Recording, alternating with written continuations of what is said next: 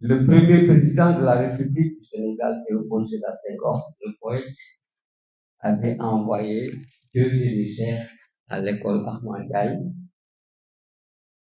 pour me retrouver. Et il m'a introduit au palais que j'ai dû quitter pour intégrer le lycée technique André Pétavin. C'était ça. Celui-là, si tout le Sénégal devait l'oublier, il y aurait une exception. Parce que je ne saurais jamais oublier Léopold Sédar Senghor. Et cette matinée-là, devant cette petite lucarne où je voyais le visage rayonnant de Léopold Sédar Senghor, j'ai dit adieu grand-père. Et je me suis dit en murmure, je me rappelle. Oui, de l'aigle blanc, les bronzes en ré majeur, dans la clarté laiteuse de Lucine, grand-père, je me rappelle. Je me rappelle, Coupéline, tant de fois chanté, Léopold, grand-père, je me rappelle, Ney Anne aux yeux mythiques de l'aube, ensemble, Coupéline et Anne, ce soir-là, méditer sur le silence lourd des habitués.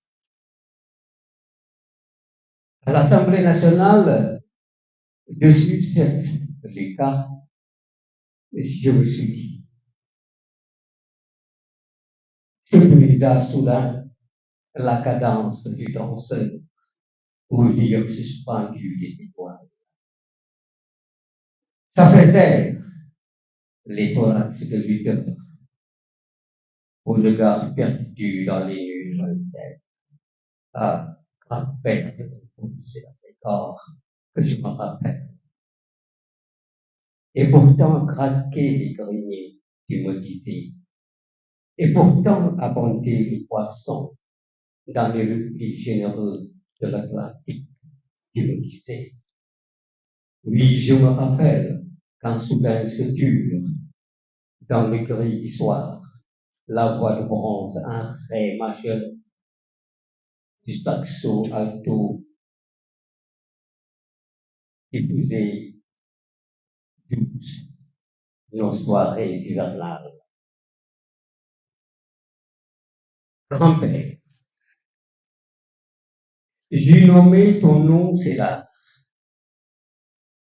fils de Gilor, aux œuvres orphelines. Ah, je me rappelle.